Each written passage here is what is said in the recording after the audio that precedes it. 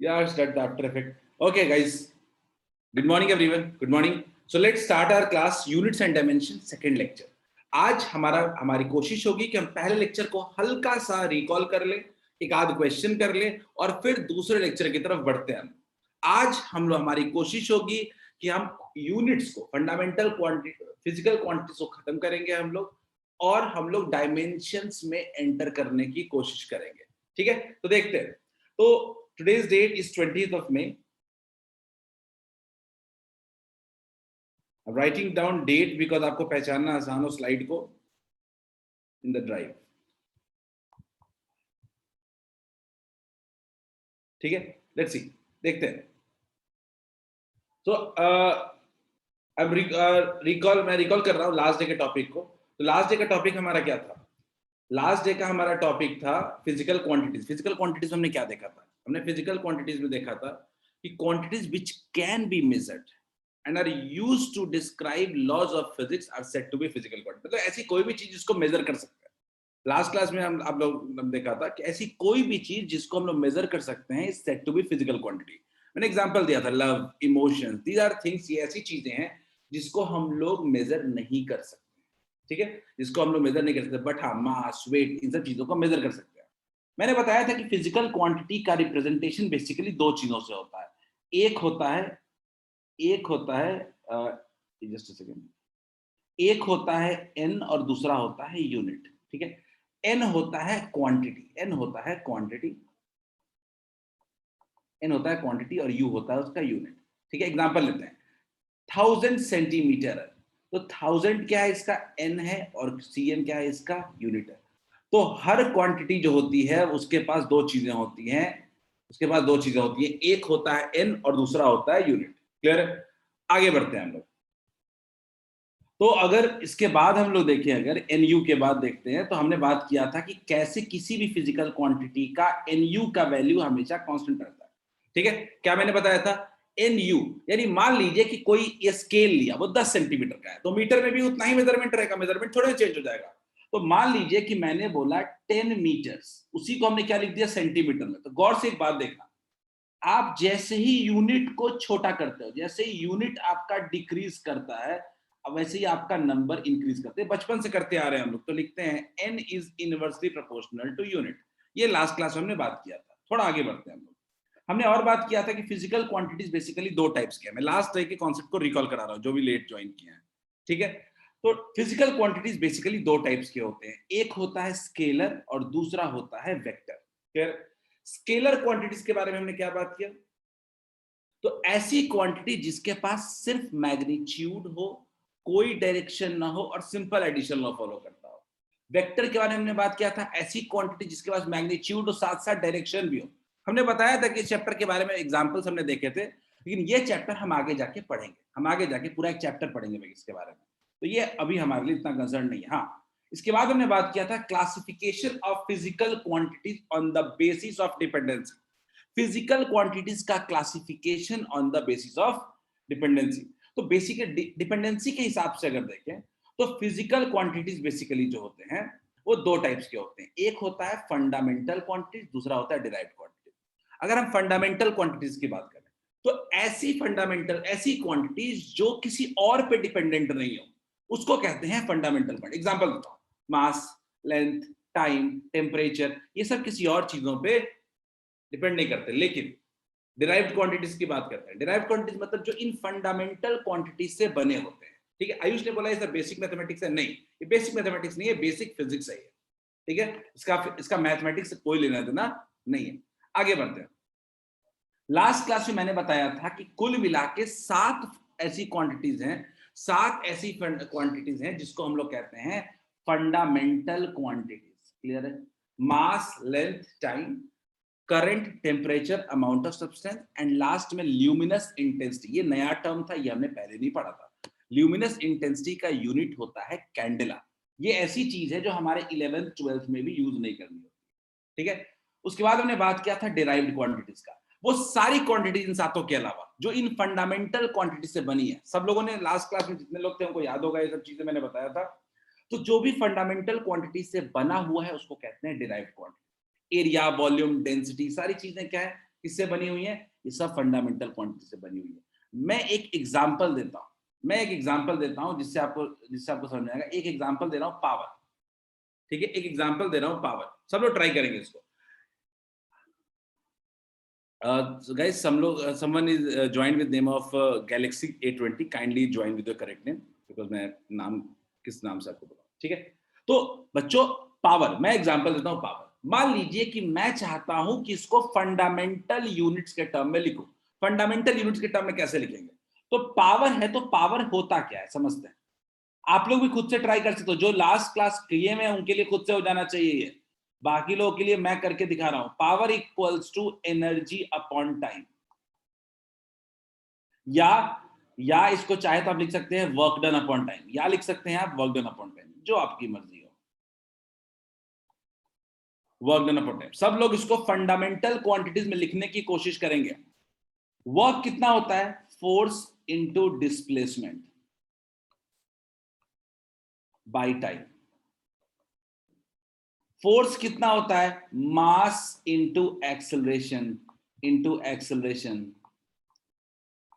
Into displacement upon time. हमको fundamental quantity के term में लिखना है। अच्छा, मास तो अपना चलो ठीक है, मास की तो कोई दिक्कत नहीं है, मास तो ठीक है।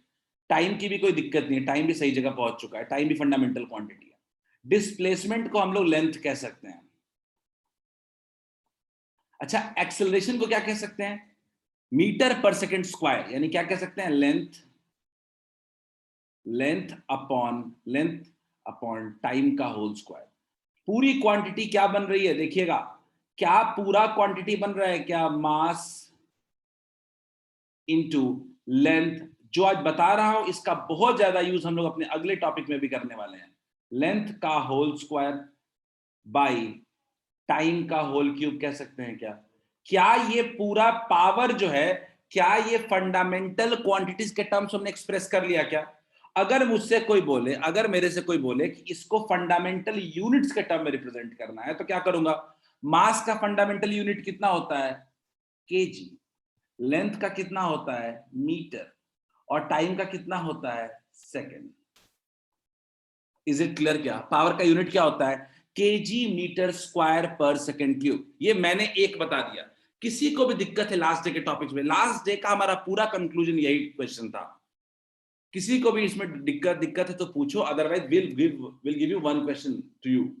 एक क्वेश्चन आपको दूंगा करने को, ठीक है?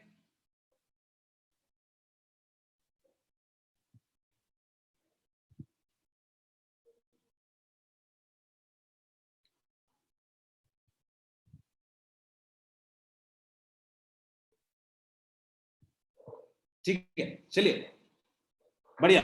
Let's try this question. सब लोग इस क्वेश्चन को ट्राई करें, एवरीवन।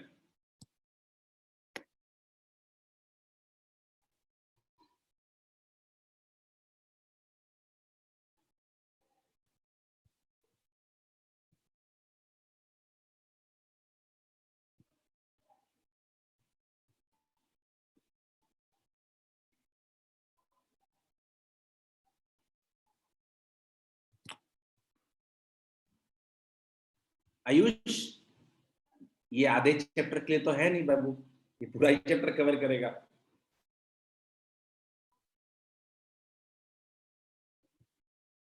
Everyone try this. सब लोग रेजिस्टिविटी का बताएं।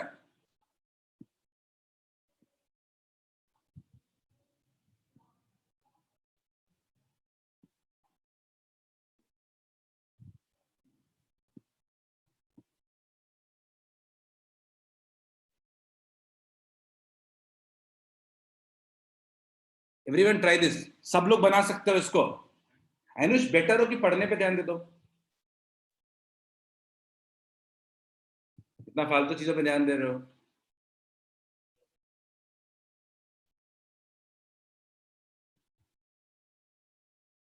Everyone try this question.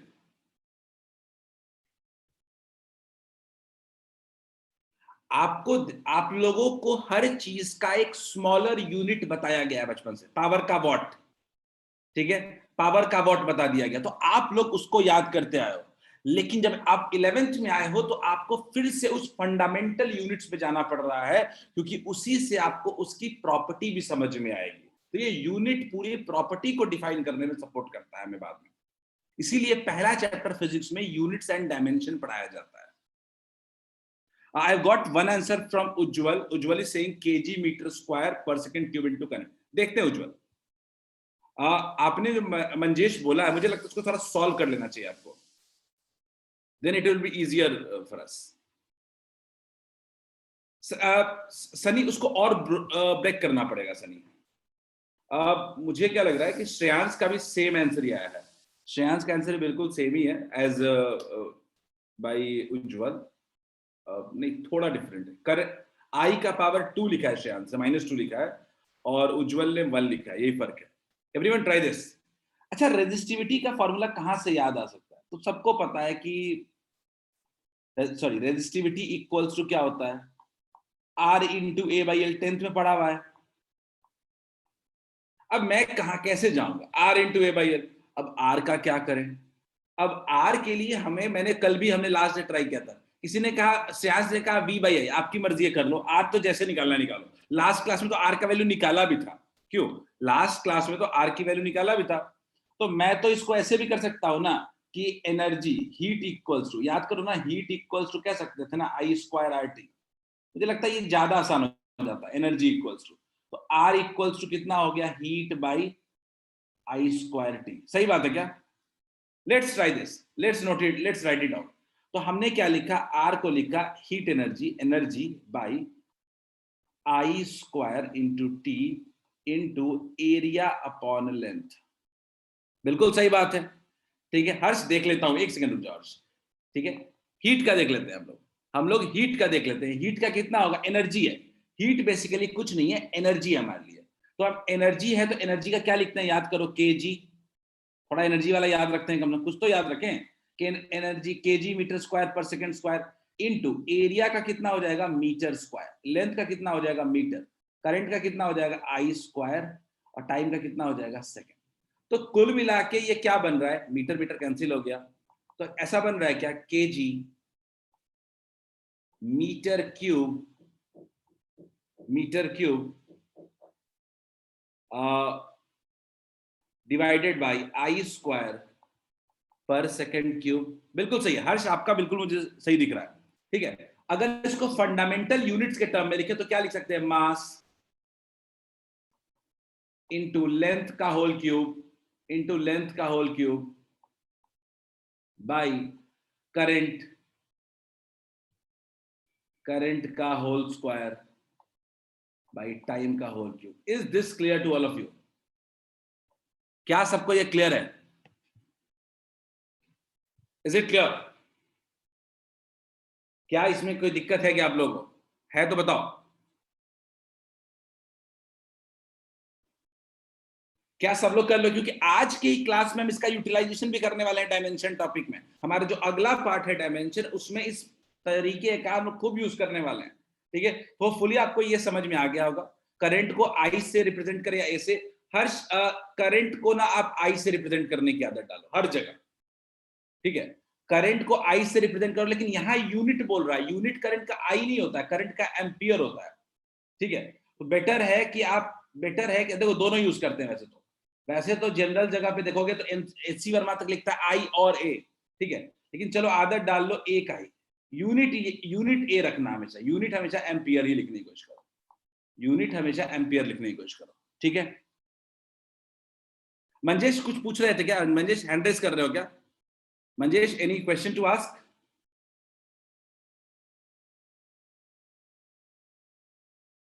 चलिए, अब कुछ हम अलग तरह की क्वांटिटीज की तरफ बढ़ते हैं। क्या हुआ कि सब क्वांटिटी को, कुछ को फंडामेंटल बोल दिया गया, कुछ को डिराइव्ड बोल दिया गया, लेकिन कुछ क्वांटिटीज इन दोनों लिस्ट से छूट गए, जिनको ना हम फंडामेंटल कह पाए ना डिराइव्ड कह पाए।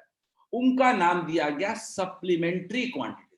ठीक है, अब ये सप्लीमेंट्री क्वांटिटी क्या है? ये सप्लीमेंट्री क्वांटिटीज हैं एंगल। बचपन से पढ़ते आए हो, 30 डिग्री, 40 डिग्री, 60 डिग्री एंगल। तो इसी एंगल को कहा गया सप्लीमेंट्री क्वांटिटी। ठीक है, प्लेन एंगल। दो सप्लीमेंट्री क्वांटिटीज होते हैं। पहला सप्लीमेंट्री क्वांटिटी का नाम हम दे रहे हैं प्लेन एंगल, प्लेन। ये वो एंगल है जो आप आज तक पढ़ते आए हो, उसको कहते हैं टू डायमेंशनल एंगल। जैसे आप पेपर पे बनाते थे ना, आर्क बनाते थे ना, तो जो एंगल सबटेंड होता था उसी को कहते हैं हम लोग प्लेन एंगल। क्लियर? अब ये एंगल बनता है तो आपको भी पता है कि मान लीजिए कि ये एल लेंथ ऑफ आर्क होता है और आर रेडियस होता है, तो क्या सब लोग जानते हो क्या कि थीटा इक्वल्स टू क्या होना चाहिए? एल बाई आर होना चाहिए। Is it clear? क्या बताओ, देखा है कि नहीं कभी फॉर्मूला? एवरीवन, क्या ये फॉर्मूला देखा है? Theta equals to L upon R. से यस बच्चों, देखा है कि नहीं? Theta equals to L upon are.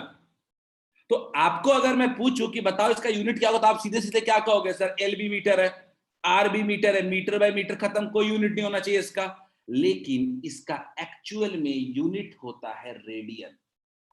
इसका एक्चुअली में यूनिट होता है रेडियन। क्लियर है? इसका यूनिट होता है रेडियन। एंगल का जो यूनिट आप आज तक डिग्री पढ़ते आए हो, वो डिग्री नहीं होता है, बल्कि स्टैंडर्ड टर्म्स में होता है रेडियन। अब ये रेडियन कैसे लिखते हैं, कैसे मेजर करते हैं, क्या क्या इसका कन्वर्जन होता है? तो याद रखिएगा कि 360 डिग्री को हम लोग कहते हैं 2 पाई रेडियन। यही एक लॉजिक है जो आपको हमेशा याद रखना है। याद रखना है कि आपको 360 डिग्री को हम लोग लिखते हैं 2 पाई रेडियन। तो अगर कोई आपसे पूछे कि बताओ 180 डिग्री को कितना लिखोगे, तब कहोगे क्या? Pi radian. मान लीजिए, याद रखिएगा, एक डिग्री में कितना होता है? एक डिग्री में होता है पाई बाई 180 रेडियन। ये कन्वर्जन है, डिग्री को रेडियन में कन्वर्ट करने के लिए। एक डिग्री में होता है pi by 180 radian. Is it clear? क्या अभी कन्वर्जन करके दिखाऊंगा अभी। दूसरा, एक रेडियन में होता है 180 by pi, 180 by pi degree. ये बहुत इंपॉर्टेंट फंडा है और पूरे मैथ, साइंस, हर जगह, फिजिक्स, केमिस्ट्री, सब जगह ये काम आने वाला है। इसलिए अगर, अच्छा मैथ सुनील सर पढ़ा चुके हैं, ग्रेट, बढ़िया। यही होता है बेसिक मैथमेटिक्स पढ़ने का फायदा। बेसिक मैथमेटिक्स पढ़ने का फायदा ये होता है कि आप लोगों को जो चीजें मैं बताना चाहता हूँ आप जल्दी समझ सकते हो। ठीक है, बट कोई बात नहीं, कुछ लोग क्लास मिस भी किया हो तो मैं थोड़ा बहुत तो बता ही दूंगा। प्लेन एंगल, तो पहला जो सप्लीमेंट्री क्वांटिटी दिया गया वो क्या दिया गया? थीटा, यानी 2 डिग्री का एंगल। जो आप थीटा एंगल वेंगल तो पढ़ते रहे हो, 10 तक ट्रिग्नोमेट्री पढ़े हो आप लोग। इसका यूनिट रेडियन होता है और रेडी, आरएडी से भी लिखते हैं इसको। 360 डिग्री को 2 पाई कहते हैं, 180 को पाई डिग्री। मैं आपको एक क्वेश्चन देता हूं, देखते हैं कितने लोग कर पाते हैं। ठीक है, मैं आपको कुछ एग्जांपल देता हूं, आपको कन्वर्ट करना है। आपको लिखना है 30 डिग्री को radian, right in radian. 30 degree, 45 degree, 60 degree, 90 degree, 120 degree, 135 degree. ये तो याद हो जाना चाहिए वैसे। 180 डिग्री। जल्दी से सब लोग इसको रेडियन में लिखने की कोशिश करेंगे। एवरीवन गो अहेड, एक साथ लिख लो, फिर लास्ट में डिस्कस करेंगे, कोई बताने की जरूरत नहीं है। सबको हम लोग रेडियन में कन्वर्ट करेंगे। और एक मैं बता देता हूं आपको, अगर किसी को भी रेडियन में कन्वर्ट करना है तो 30 डिग्री है, एक डिग्री में होता है पाई बाई 180 रेडियन। और जो चार्ट बनेगा उसको याद रखेंगे हम लोग, पाई बाई 6 रेडियन। आज के बाद पाई बाई 6 का मतलब, पाई बाई 6 का मतलब थर्ड का मतलब कह सकते हो 30 डिग्री। चलिए जल्दी से, गिविंग यू 2 मिनट्स और 1 मिनट हार्डली, गो अहेड। हर एंगल को आज के बाद फिजिक्स, मैथ्स, केमिस्ट्री, हर जगह हम लोग एंगल के टर्म्स में, एंगल को डिग्री के टर्म्स में नहीं, रेडियन के टर्म्स में पढ़ेंगे। बिल्कुल सही उज्जवल, very good, go ahead.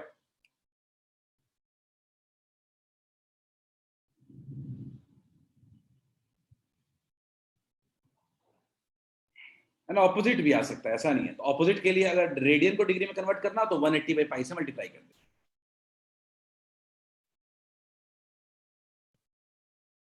Rishank 1 radian नहीं ऋषांक, शायद दिक्कत है अभी समझने में, देखते हैं। 45 डिग्री को क्या लिख सकते हैं हम लोग? 45 डिग्री है तो इसको पाई बाई 180 से मल्टीप्लाई कर देते हैं, कितना हो जाएगा? Pi by 4। 60 को करेंगे तो कितना हो जाएगा? पाई बाई 3, नहीं पाई बाई 3 रिशांक, पाई छूट गया, 90 को क्या लिख सकते हैं, pi by 2, 2 pi by 3, 3 pi by 4। Clear है, हो जाएगा। अब आप लोग इसको वैल्यू निकाल लो, इसको कुछ नहीं करना है, डिग्री के लिए पाई बाई 180 से मल्टीप्लाई कर देना है।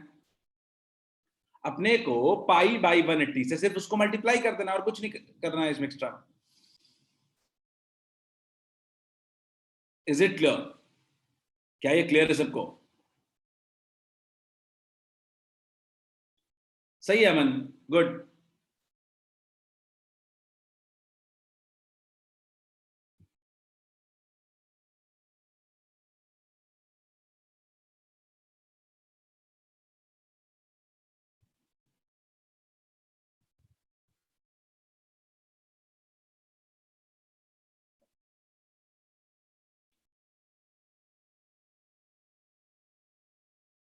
क्या सबने लिख लिया इसको? हो गया सबसे, आगे बढ़े हम लोग।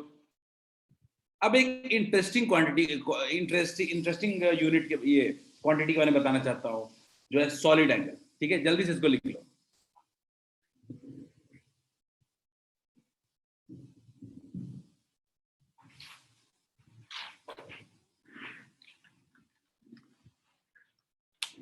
सो आई गॉट हियर समथिंग, मैं कुछ लेके आया हूं। ठीक है, एक पेज लेके आया हूं। ठीक है, अब मैं आपको एक क्वांटिटी बताने वाला हूं, सॉलिड एंगल। ये सॉलिड एंगल की खासियत क्या है ना, कि पूरे सिलेबस में ये बहुत ज्यादा नहीं आता है, एक जगह आता है, 12th के एक चैप्टर इलेक्ट्रोस्टैटिक्स है, उसमें थोड़ा सा हमें पढ़ना होता है सॉलिड। तो ये क्या होता है एक्चुअली, इसको समझने की अगर थोड़ा कोशिश करें तो वो अभी आप पढ़ रहे थे प्लेन एंगल या नॉर्मल एंगल जिसको कहते हैं, उसको 2D एंगल कहते हैं। लेकिन एक और एंगल होता है 3D एंगल। 3D एंगल क्या होता है समझने की कोशिश करते हैं। तो ये दूसरा सप्लीमेंट्री क्वांटिटी है which is called solid angle. ये एडवांस क्लासेस, हायर क्लासेस में जाके आपको पढ़नी होती है, अभी नहीं पढ़ना होता, लेकिन फिर भी नाम तो जानना पड़ेगा आपने, और यूज भी है 12th में। ये सॉलिड एंगल क्या होता है समझने की कोशिश करते हैं, देखते हैं। सब लोग भुजा खाए हो?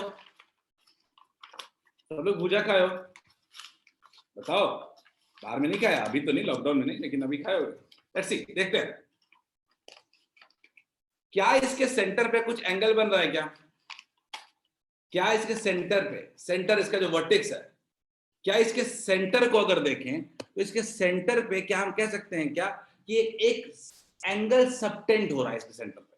सेंटर पे जाकर के इसके एक एंगल सबटेंड हो रहा है, उस एंगल को हम लोग कहते हैं सॉलिड एंगल। ये 2D एंगल नहीं होता है, ये 3 डायमेंशनल एंगल होता है। ठीक है, एग्जांपल देता हूं, मान लीजिए ये है, एक और एग्जांपल लेते हैं। अगर अब ये थोड़ा बड़ा हो गया तो क्या आप ज्यादा एंगल सबटेंड नहीं कर रहा है क्या? ठीक है, क्या और बड़ा हो गया, और ज्यादा एंगल सबटेंड नहीं कर रहा है क्या? तो ये कैसे पता चल रहा है? तो समझने की जरूरत है कि इसका आगे का एरिया अगर बढ़ेगा, सिंपल समझो, अगर इसका आगे का एरिया बढ़ेगा, देखो गौर से, अगर इसका आगे का एरिया घटेगा तो एंगल भी घटेगा। क्लियर है? अगर इसके आगे का एरिया बढ़ेगा तो एंगल भी बढ़ेगा। क्लियर है क्या? तो ये आगे इसका कितना एंगल है इस पर डिपेंड करता है कि आखिर ये कितना वैल्यू होगा इसका। तो याद रखिएगा, सॉलिड एंगल को रिप्रेजेंट करते हैं हम लोग रेजिस्टेंस के साइन ओम से, और ओम इक्वल्स टू होता है, ओम इक्वल्स टू होता है area, outer area upon centre से डिस्टेंस का whole square, area by are square. याद रखिएगा, सॉलिड एंगल का फॉर्मूला होता है एरिया बाई आर स्क्वायर। ठीक है, इसका यूनिट जो होता है वो होता है स्टेरेडियन। ठीक है, और इसका कहीं भी यूज नहीं आने वाला है, स्टेरेडियन। Is it clear? याद रखिएगा, जितना बड़ा एरिया होगा आउटर सरफेस का, उतना ही ज्यादा सेंटर पे एंगल सबटेंड करेगा, जितना कम एरिया होगा उतना ही एंगल सबटेंड करेगा। इसका मैथमेटिकल एप्लीकेशन बहुत लिमिटेड है हमारे लिए। ठीक है, इसीलिए इस पे बहुत ज्यादा बात हम लोग नहीं करते हैं हम लोग। तो दो तरह के एक्स्ट्रा क्वांटिटीज भी होते हैं जिनको कहते हैं सप्लीमेंट्री क्वांटिटीज। क्लियर है? ये होता है प्लेन एंगल और सॉलिड एंगल। क्या ये सबको क्लियर है? Plane angle, solid angle.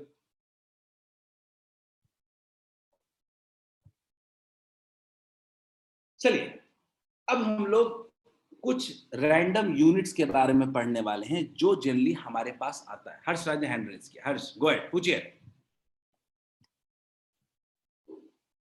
हर्ष गो अहेड। तो लाइक रे में हमने देखा कि सर एम आई ऑडिबल? बोलिए बोलिए। सर लाइक हमने रेडियन में देखा कि 360 डिग्री इक्वल्स 2 पाई रेडियन। सो क्या स्टे रेडियन में कुछ उस टाइप का होता है? नहीं, स्टे रेडियन में हम लोग यूनिट कन्वर्जन नहीं करते। मैं बता देता हूँ इसको। स्टे रेडियन में हम यूनिट कन्वर्जन नहीं करते हैं, लेकिन पूरा एक क्लोज साइकिल का हम एक पॉइंट इसमें लिख सकते हैं कि फॉर क्लोज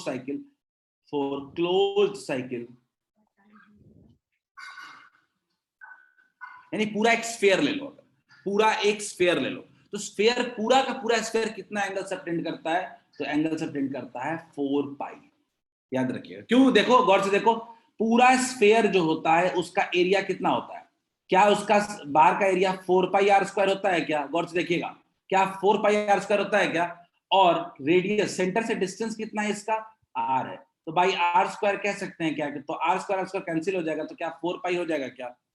बोले उज्जवल, मैं फिर से रिपीट कर दे रहा हूं, देखिएगा उज्जवल मैं कह रहा हूं कि सॉलिड एंगल बेसिकली क्या होता है? 3 डायमेंशनल एंगल होता है। अच्छा, 3 डायमेंशनल ऐसा जो कॉपी पे आप ड्रॉ नहीं कर सकते, ठीक है, पेज पे आप ड्रॉ नहीं कर सकते 3D। अच्छा, अब इसके बारे में और जानते हैं तो कहा मैंने भुजा वाला एग्जांपल दिया कि वो जो बनता है सेंटर पे एंगल, उसी को कहते हैं सॉलिड एंगल, ठीक है। मैंने एक एग्जांपल दिया कि पूरे स्फीयर अगर की बात करें, पूरा एक होल स्फीयर की बात करें, वो कितना सेंटर पे एंगल सबटेंड करेगा कंप्लीट स्फीयर। तो हमने देखा कि उसका पूरा का पूरा एरिया कितना हो जाएगा? 4 pi r square by are square equals to कितना हो गया? 4 पाई। हर्ष क्लियर है क्या? ठीक है, चलिए आगे बढ़ते हैं। Let's talk about some system of units that are regular in practice. ठीक है, कुछ सिस्टम ऑफ यूनिट जिसको लेकर के हमने पूरी अपनी स्टडी की है। इसके पे ज्यादा दिमाग अपने को नहीं लगाना है। सिस्टम ऑफ यूनिट्स में ये ऐसा चीज होता है जो कॉपी में थ्योरेटिकल रहता है, तो हम बहुत हल्के में इसको समझ लेते हैं। ठीक है, सबसे जो पहला सिस्टम हम बात करते हैं वो बात करते हैं सीजीएस सिस्टम। सीजीएस से नाम से समझ में आ रहा है, सी बोले तो सेंटी, जी बोले तो सेंटीमीटर, जी बोले तो ग्राम, और एस बोले तो सेकेंड। जो पहला सिस्टम ऑफ यूनिट है वो है सीजीएस सिस्टम। ठीक है, CGS system this system is also called Gaussian system of units. ठीक है, ये सब पुराना प्रैक्टिस में यूनिट है, ये actually standard system of unit नहीं है अभी। ठीक है, तो CGS system basically Gaussian system of units कहते हैं इसको। ठीक है, इसमें लेंथ को सेंटीमीटर में, मास को ग्राम में, और टाइम को सेकंड में मेजर करने की आदत होती है। ठीक है, दैट इज कॉल्ड। एग्जांपल लेता हूं, जैसे फोर्स लेते हो, फोर्स का अगर सेंटीमीटर ग्राम पर सेकंड में देखें, मान लीजिए फोर्स का यूनिट होता है केजी मीटर पर सेकंड स्क्वायर, इसको अगर सेंटीमीटर में लिखेंगे तो क्या लिखेंगे? ग्राम सेंटीमीटर पर सेकंड स्क्वायर। इसी को दूसरा नाम दे देते हैं हम लोग डाइन। क्लियर है? डाइन। याद रखिएगा कि सीजीएस यूनिट भी ऐसा नहीं है कि हम यूज नहीं करते, हर चीज का ऑलमोस्ट हमको सीजीएस यूनिट भी पढ़ना पड़ता है। ठीक है, जैसे एनर्जी को देखें, अगर फोर्स का इसको न्यूटन कहते हैं तो इसको हम लोग डाइन कहते हैं। एनर्जी देखते हैं हम लोग, एनर्जी को अगर देखें तो एनर्जी में हम लोग देखते हैं एनर्जी कितना होता है? केजी मीटर स्क्वायर पर सेकेंड स्क्वायर, इसको हम लोग कहते हैं जूल। लेकिन अगर इसको सीजीएस में लिख दें ग्राम सेंटीमीटर स्क्वायर पर सेकेंड स्क्वायर, इसका नाम हो जाता है अर्ज। क्लियर है? तो ये हम लोग हर चीज का सीजीएस यूनिट भी पढ़ते हैं। ठीक है, ये स्टैंडर्ड सिस्टम ऑफ यूनिट नहीं है, इसको स्टैंडर्ड हम नहीं मानते हैं। ठीक है, और ये बहुत पुराना सिस्टम भी है, गॉसियन सिस्टम ऑफ यूनिट्स। आगे बात करते हैं, नेक्स्ट सिस्टम ऑफ यूनिट के बारे में हम लोग बात करेंगे। दूसरा है एमकेएस सिस्टम। याद रखिएगा, इसी एमकेएस सिस्टम को हमने नाम दे दिया है एसआई यूनिट्स। एसआई यूनिट हमने इसी को नाम दिया है। MKS system is also known as SI unit, standard system units. नहीं, कुछ रिमेंबर नहीं करना, ये सब चीजें हम रेगुलर प्रैक्टिस में यूज करेंगे, सिर्फ याद नहीं हो सकता है, सब चीजें करने की जरूरत है। याद रखिएगा, एमकेएस सिस्टम को जनरली हम लोग गियोर्गी सिस्टम भी कहते हैं। अगेन नाम इररिलेवेंट है, नाम की कोई जरूरत नहीं है। ठीक है, this system is also called George system. इसमें लेंथ को हम लोग मीटर में रिप्रेजेंट करते हैं, मास को हम लोग किलोग्राम में, और टाइम को हम लोग सिस्टम में, सेकेंड में। क्लियर है? इसी को हमने स्टैंडर्ड यूनिट मान लिया, इसी को हमने ऐसा यूनिट भी मान लिया है। ठीक है, चलिए आगे बात करते हैं। एंड थर्ड, जो हमारा ब्रिटेन सिस्टम था, इसको हम लोग ना ब्रिटिश सिस्टम कहते थे, फुट पाउंड सिस्टम। ठीक है, एफपीएस, फुट पाउंड सिस्टम, ये एक्चुअली हमारा ऑलमोस्ट खत्म हो चुका है, इसकी हमें कहीं भी जरूरत नहीं पड़ती है। लेकिन याद रखिएगा, ब्रिटेन में इसकी यूज बहुत हद तक इधर तक हुई है, जहां हम लोग एफपीएस में चीजें मेजर करते थे, एलबीएस वगैरह कई सारी क्वांटिटी पाउंड में, आज भी वहां पे वेट को पाउंड में रिप्रेजेंट करते हैं हम लोग। ठीक है, तो फुट पाउंड सेकेंड सिस्टम, याद रखिएगा ये यूनिट ऑलमोस्ट ऑब्सोलीट हो चुका है या इररिलेवेंट हो चुका है। तो हमें क्या याद रखना है? हमें दो ही याद रखना होता है, एमकेएस और सीजीएस। ठीक है, ये एक सिस्टम है रिप्रेजेंट करने का चीजों को। ठीक है, चलिए थोड़ा मैं और आगे बढ़ता हूं। ये सब जो भी मैं छोटी छोटी चीजें बता रहा हूं, ये हमारे टॉपिक का एक छोटा सा पार्ट है, जिसको माना जाता है कि आपको पहले से पता होगा, लेकिन एक्चुअली हमें 10 तक पढ़ना नहीं होता है सब चीजें, तो हम जनरली इग्नोर कर देते हैं। ठीक है, अब मैं थोड़ा सा आता हूं प्रीफिक्सेस पे। प्रीफिक्सेस का मतलब क्या होता है?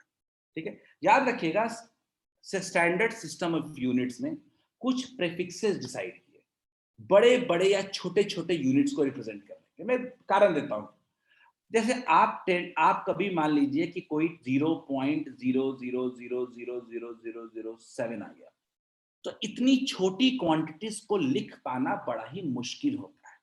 तो इसको मुश्किल होता है, तो इन सब छोटे क्वांटिटीज या इवन कभी कभी बड़े क्वांटिटीज को, जैसे मास ऑफ अर्थ कितना है, 6 × 10⁻24 kg। तो इस तरह के बड़े क्वांटिटीज को लिखने के लिए हमें कोई स्टैंडर्ड, कोई सिंपल यूनिट चाहिए था, इसीलिए हमने यूज किया एसआई प्रीफिक्स। याद रखिएगा, हम लोग इसमें से कुछ जानते भी हैं, ऐसा नहीं है कि हम बिल्कुल नहीं जानते। हम लोगों ने डे का नाम सुना है। याद रखिएगा, अगर मान लीजिए कि 7 × 10⁻1 कह रहा हूं मैं, तो मैं इसको बड़े आराम से लिख सकता, मीटर लिख रहा हूं तो मैं इसको बड़े आराम से लिख सकता हूं 7 × डेका मीटर। अगर मान लीजिए मैं 7 × 10⁻2 लिख रहा हूं मीटर, तो मैं इसको बड़े आराम से लिख सकता हूं 7 हेक्टोमीटर। अगर मैं 7 × 10⁻3 मीटर लिख रहा हूं, तो मैं इसको बड़े आराम से लिख सकता हूं 7 किलोमीटर।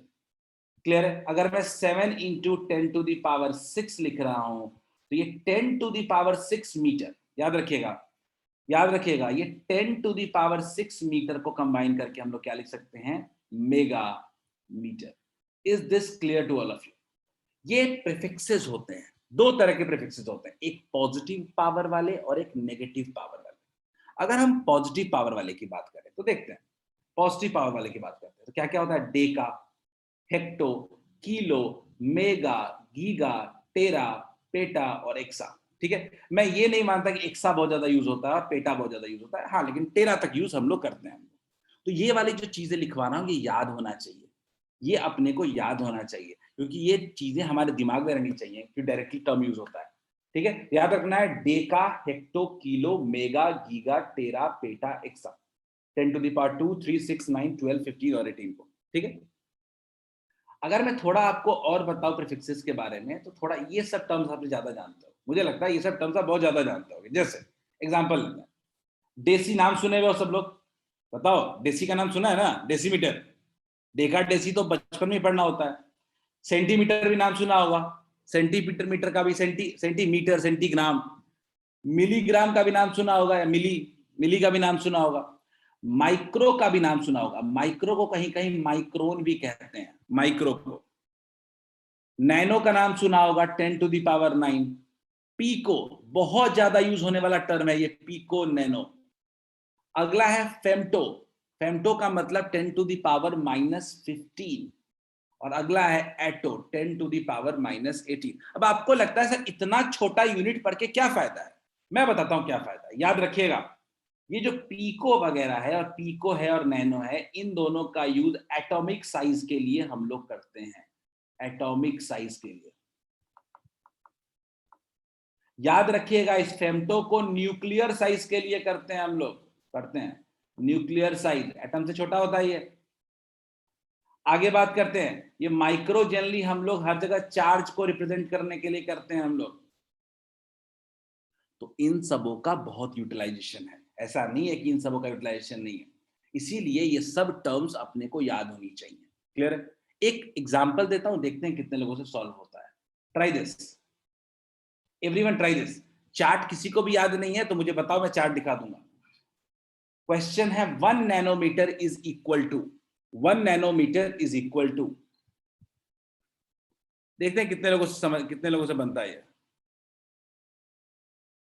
और अगर चार्ट भूल गया हो तो बताना मुझे। 1 nanometre is equal to,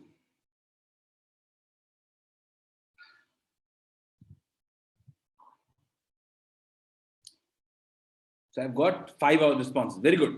7 people have responded.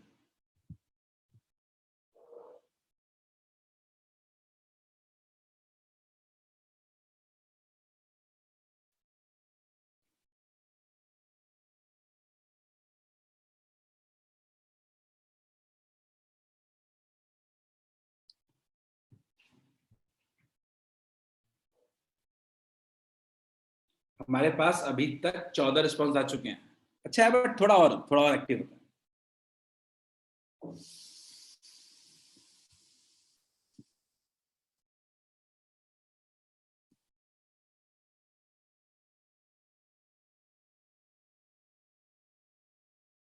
One nanometre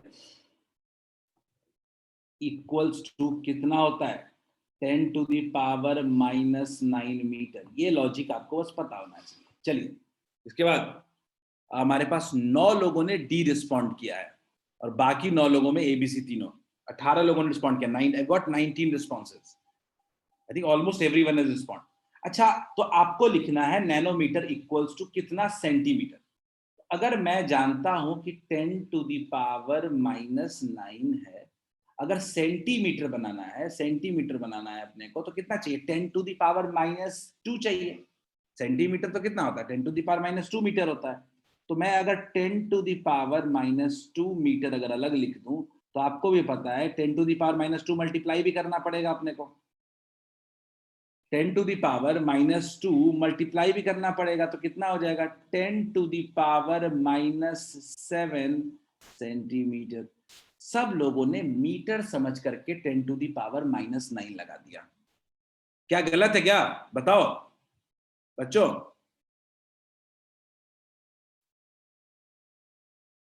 गलती पहचान में आई कि अभी भी नहीं आया?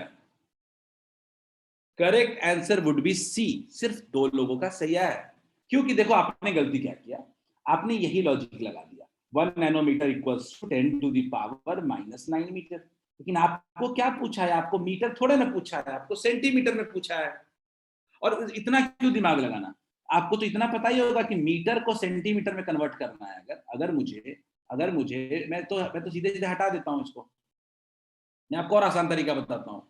और हम जानते हैं यहाँ पे एक चीज कि 1 मीटर में कितना होता है? 100 सेंटीमीटर। क्या नहीं निकाल लेते? पुट नहीं कर देते? बोलिए, क्या समझ आया सबको? बच्चों, आया समझ में क्या? ये यूनिट कन्वर्जन बहुत फंसाता है आगे जाके। यूनिट कन्वर्जन एक्चुअली में अगर आप देखें इसको, तो ये बड़ा क्रिटिकल टॉपिक हो जाता है किसी वक्त पे, जहां पे इस पे डिपेंडेंट हो जाएगा पूरा का पूरा आंसर। आपका सब कुछ कर लोगे मेहनत, आप एंड में इस पे फंस जाओगे जाकर के। तो ये सब ध्यान रखना है आपने। ठीक है, एक और करो ट्राई। मुझे लगता है ये नहीं भी बना, लेकिन अगला सही बन जाना चाहिए। चलो ये करो, देखते हैं ये कितने लोगों को सही बनता है। मुझे इसमें सबका आंसर सही चाहिए। Take your time. Harsh Raj ने जो सवाल पूछा, मैं हर्ष आपको बता रहा हूँ। हर्ष, आपने जैसे एक सवाल, रैंडम सवाल पूछा कि सर 1 मीटर में कितना मिलीमीटर, तो मैं ऐसे करता हूँ, देखिएगा। मैं कह रहा हूं कि 1 मिलीमीटर का मतलब क्या होता है? मिली का मतलब होता है 10 टू दी पावर -3 मीटर। तो अगर मेरे से कोई पूछे कि 1 मीटर इक्वल टू कितना मिलीमीटर, तो उधर जाएगा तो पावर पॉजिटिव हो जाएगा, 10 टू दी पावर 3 मिलीमीटर। बोलिए, क्लियर है क्या? लॉजिक अपने को ये बना के रखना है। हर्ष, is it clear?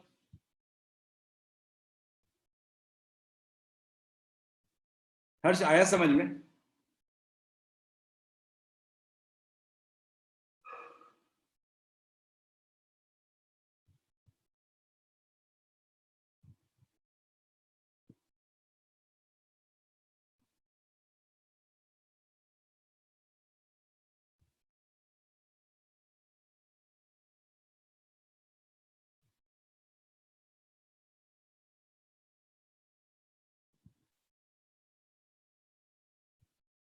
I got कुल मिला के 8 से 12 15 रिस्पॉन्स।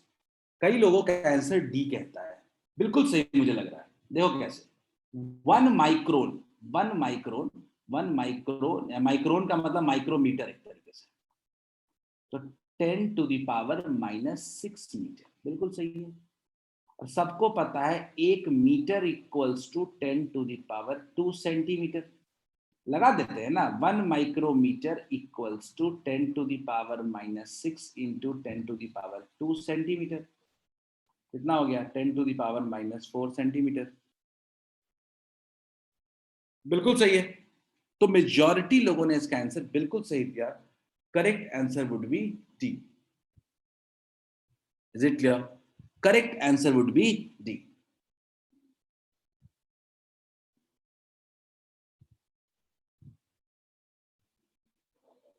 Is it clear?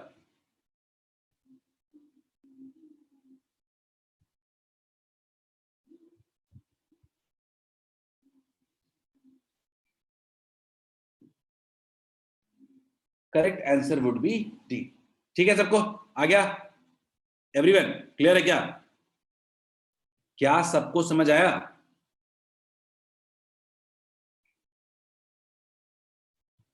चलिए, तो ये अपना पहला पार्ट खत्म हो गया, यूनिट्स। हमारा यूनिट्स पार्ट खत्म हो गया। और दूसरा सबसे इंटरेस्टिंग और सबसे ज्यादा पूछा जाने वाला क्वेश्चन इस टॉपिक से है डायमेंशन। ये डायमेंशन बड़ा इंटरेस्टिंग टॉपिक है।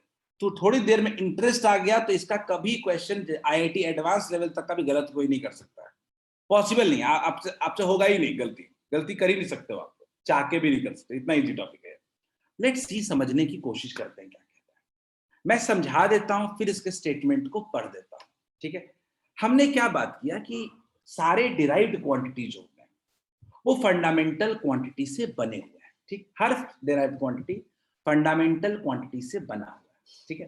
अच्छा, फंडामेंटल क्वांटिटी से बना हुआ है तो कैसे बना हुआ है, इसको देखना है। एग्जांपल देखते हैं। एग्जांपल, तो मान लीजिए मैंने बात किया वेलोसिटी, मैंने बात किया वेलोसिटी। वेलोसिटी का यूनिट क्या होता है? मीटर पर सेकंड। और अगर इसका फंडामेंटल क्वांटिटी में लिखेंगे तो क्या लिखेंगे? Length by time. सही बात है। हम वेलोसिटी को लिख सकते हैं, वेलोसिटी को लिख सकते हैं लेंथ अपॉन टाइम। ठीक बात, कोई बात नहीं।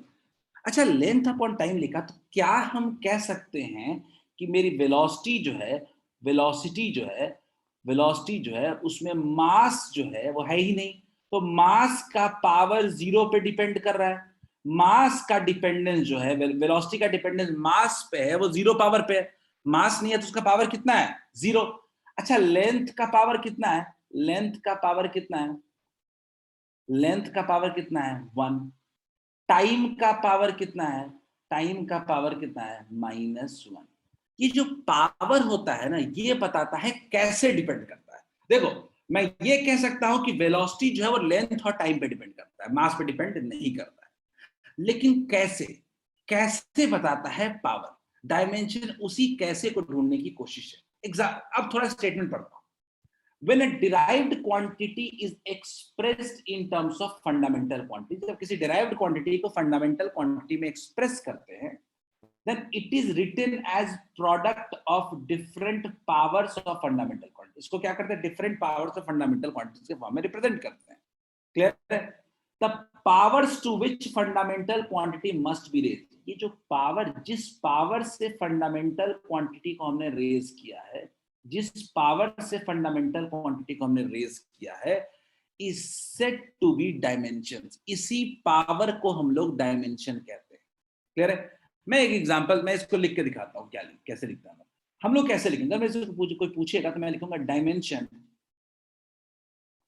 Dimension of velocity with respect to mass, with respect to mass equals to कितना होगा? 0। Dimension of velocity with respect to length कितना होगा? लेंथ के रिस्पेक्ट में कितना डिपेंडेंस है इसका? पावर कितना है? 1। Dimension of velocity with respect to time कितना है? -1। क्लियर है क्या? क्या आपको डायमेंशन समझ में आया क्या? डायमेंशन कुछ नहीं होता है, फंडामेंटल क्वांटिटी के पावर को कहते हैं। फंडामेंटल क्वांटिटी का जो पावर होता है, इसी को हम लोग कहते हैं डायमेंशन। Is it clear?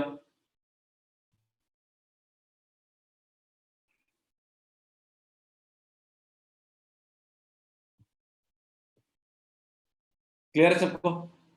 अब मैं आपको इसके बहुत सारे एग्जांपल्स दूंगा और इस एग्जांपल से आपको थोड़ी देर में समझ में आ जाएगा आखिर डायमेंशन होता क्या है। ठीक है? और ये एक बार समझ गए ना, तो डायमेंशनल फॉर्मूला इसके बाद का टॉपिक भी बहुत आसान हो जाता है। मैं एग्जांपल लेता हूं, देखिएगा। डिस्प्लेसमेंट, तो आप बोलोगे सर इसमें क्या दिमाग लगाना, इसमें तो लेंथ होता है सिर्फ। डिस्प्लेसमेंट में तो लेंथ होता है, ठीक है। लेकिन मैं आपसे पूछता हूं, और एक्सेलरेशन में कितना होता है? एक्सेलरेशन का यूनिट कितना होता है? मीटर पर सेकेंड स्क्वायर। और क्या लिखोगे? लेंथ बाई टाइम का होल स्क्वायर। टाइम का whole square.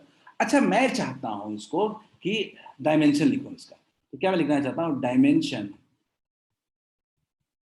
Dimension of displacement with respect to mass. Mass के रिस्पेक्ट में कितना होगा? तो मास तो है ही नहीं, तो मास का पावर कितना हो गया? 0।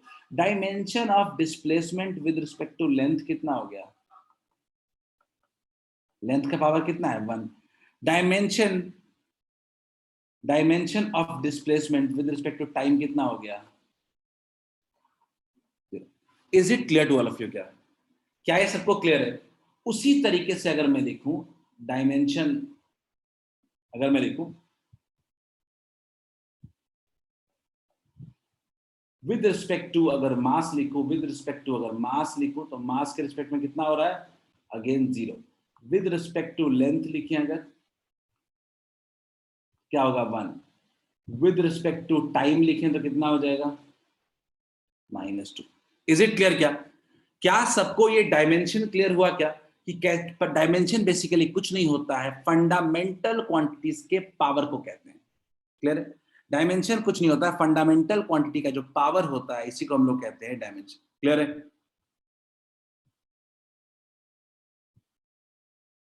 क्या ये सबको क्लियर है? एक खुद से ट्राई करोगे क्या? एक खुद से ट्राई करो सब लोग। Everyone try on your own kinetic energy. Everyone try on your own kinetic energy.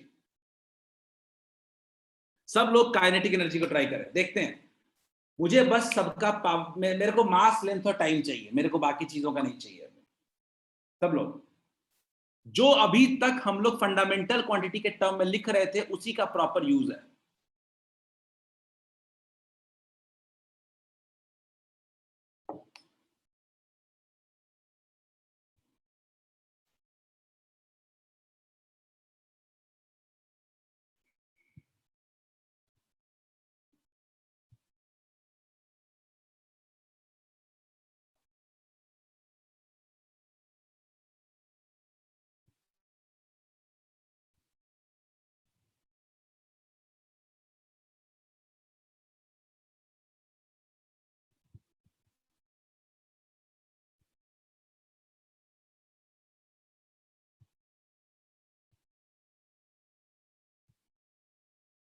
नहीं नहीं ऋषांक, मास का 0 नहीं होगा। थोड़ा और ट्राई कर लो ना। विवेक देख लेते हैं। नहीं विवेक, थोड़ा और दिमाग लगा लो, अब पूरा लिखो ना एक साथ। अब बिल्कुल नंबर मुझे चाहिए वो।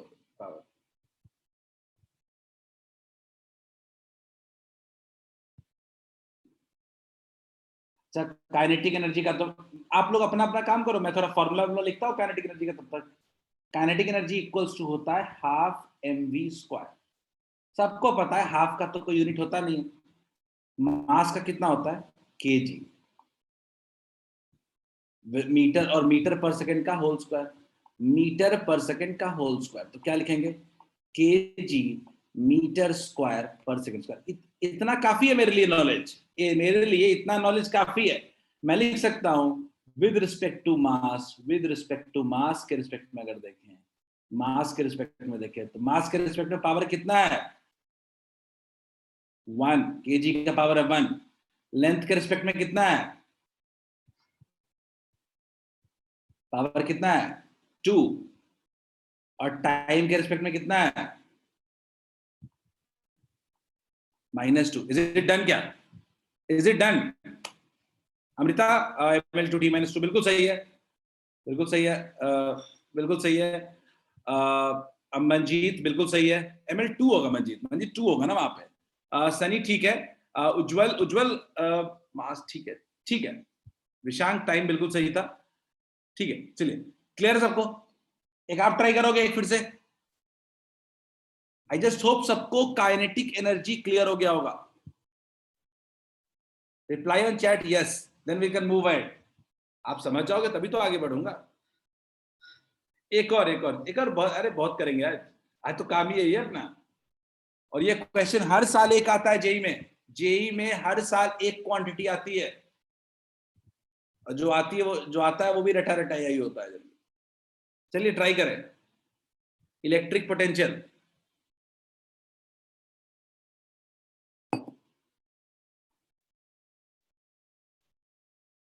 Go ahead.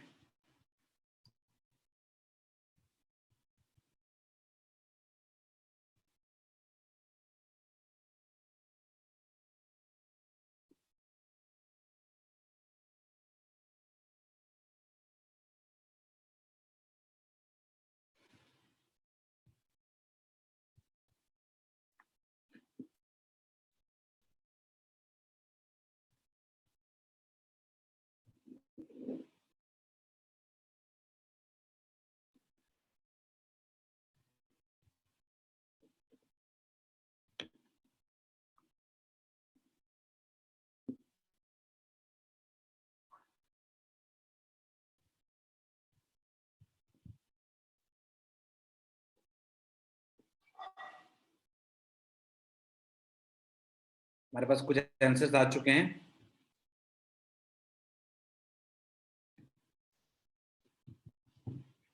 इलेक्ट्रिक पोटेंशियल,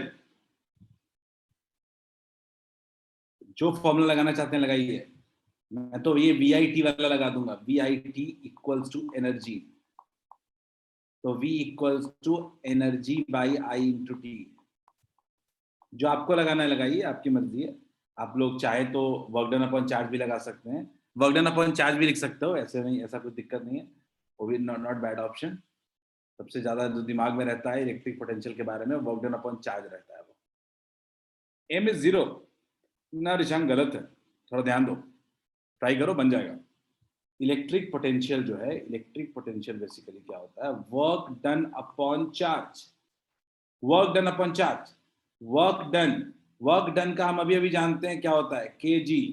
जो जानते हैं उस पे, उसको थोड़ा तो उसको फायदा करेगा अपने को, जानने वाली चीजें यहाँ बहुत फायदा करती हैं। चार्ज का चार्ज क्या होता है? Ampere into second, ampere into second. तो फाइनली क्या बन गया? kg metre square by ampere into second का क्यूब। क्लियर है क्या? तो अगर मैं बोलूं कि यहाँ पे विद रिस्पेक्ट टू मास कितना होगा, मास के रिस्पेक्ट में कितना होगा, तो मास के रिस्पेक्ट में होगा 1। लेंथ के रिस्पेक्ट में कितना होगा? लेंथ के रिस्पेक्ट में कितना हो जाएगा? नहीं श्रीशांत गलत था वो, थोड़ा देख लो एक बार। लेंथ के रिस्पेक्ट में कितना हो जाएगा? 2। करंट के रिस्पेक्ट में कितना हो जाएगा? To the power -1। और टाइम के रिस्पेक्ट में कितना हो जाएगा? -3। Is this clear to all of you?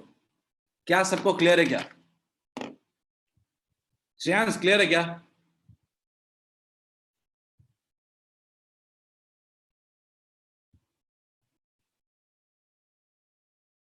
Shreyansh is it clear?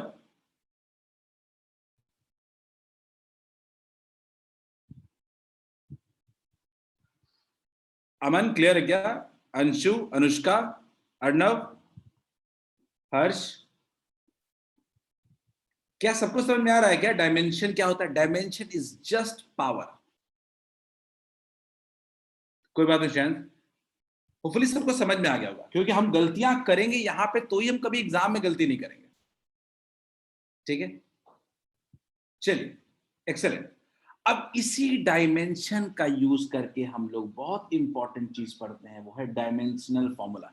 ये वही टॉपिक है जिसके लिए हम पिछले 2 क्लास से मेहनत कर रहे हैं, क्योंकि यही पढ़ना हमारा मेन मकसद था, डायमेंशनल फॉर्मूला। समझने की कोशिश करते हैं। डायमेंशनल फॉर्मूला क्या था? डायमेंशनल फॉर्मूला कहा गया पहला तो कि हर डिराइव्ड क्वांटिटी को हम फंडामेंटल क्वांटिटी के टर्म में रिप्रेजेंट कर सकते हैं। दैट वाज फैक्ट, हम जान गए, ठीक है। लेकिन उसको रिप्रेजेंट करने के लिए mass to the power something, length to the power something, ये बहुत बड़ा हो जाता है। एग्जांपल लेते हैं, जैसे मान लीजिए कि कोई मेरे को फोर्स का बोलता है। फोर्स कितना, फोर्स का सबको पता है क्या होता है, केजी मीटर पर सेकंड स्क्वायर, केजी मीटर पर सेकंड स्क्वायर। तो आप लोग जनरली इसको फंडामेंटल यूनिट्स में कैसे लिखते हो? मास, फंडामेंटल क्वांटिटीज में mass into length into time to the power -2। ठीक बात। ये एक्सप्रेशन हम फंडामेंटल क्वांटिटीज के टर्म में लिखते हैं, लेकिन ये एक्सप्रेशन बहुत बड़ा है। इस एक्सप्रेशन से हम बड़े बड़े क्वांटिटीज को नहीं लिख सकते। तो क्यों ना इस पूरे एक्सप्रेशन को, डिराइव्ड क्वांटिटी का फंडामेंटल क्वांटिटी के टर्म्स में जो एक्सप्रेशन है उसको थोड़ा छोटा कर दिया जाए। अब इसी छोटा करने के लिए हम लोग क्या नाम देते हैं? Dimensional formula. अब इसके लिए करते क्या? तो हमने क्या किया कि हर फंडामेंटल क्वांटिटी का एक सिंबल मान लिया हमने। अब बोलोगे सर इसमें नया क्या है? ये तो हम पहले से ही कर रहे थे। बिल्कुल नया कुछ नहीं है, बस हमने क्या किया है, हमने सिंबल मान लिया है उनका। अब मास का सिंबल हमने क्या मान लिया? m।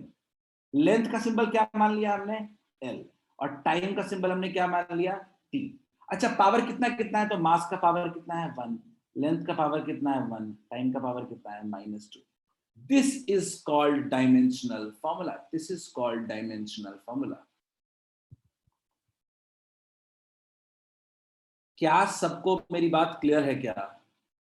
जो अभी तक आज तक हम करते आए हैं उसी में बस सिंबल लिख देना है। जो फंडामेंटल क्वांटिटीज है मेरे, उस फंडामेंटल क्वांटिटीज के जगह अपने को क्या लिख देना है? फंडामेंटल, उनके सिंबल्स लिख देने हैं। क्लियर है क्या? Fundamental quantities are replaced by the symbols. अब एक हर्ष ने सवाल पूछा है, सर अगर पावर में 1 है तो मेंशन करना जरूरी है? बिल्कुल नहीं, मैं सिखा रहा हूं इसलिए मैंने लिखा है। जब पावर में 1 है तो बिल्कुल लिखने की जरूरत नहीं है। क्लियर है क्या? अगर पावर में 1 है तो लिखने की कोई जरूरत नहीं है। Is it clear? क्या खुद से ट्राई करोगे? मुझे लगता है कि आप लोग किसी भी लेवल के क्वेश्चन को बना सकते हो डायमेंशन के हिसाब से। क्या ट्राई करें हम लोग क्या questions? Shouldn't we try some questions and check कि हमें आता है कि नहीं, सीखे हैं कि नहीं? Let's try. अगर हम सीख गए तो आज का दिन हमारा सक्सेसफुल रहा, काम हो गया अपना। और ये हर जेई के पेपर में एक क्वेश्चन और नीट के पेपर में एक क्वेश्चन फिक्स है इस टॉपिक से। वो आप कभी गया नहीं, वो हर साल आता है और इसी टॉपिक से। चलो शुरू करता हूं वेलोसिटी के साथ। Everyone try this. पहले फंडामेंटल क्वांटिटी के टर्म में लिखिए, फिर लास्ट में डायमेंशनल फॉर्मूला लिखिए।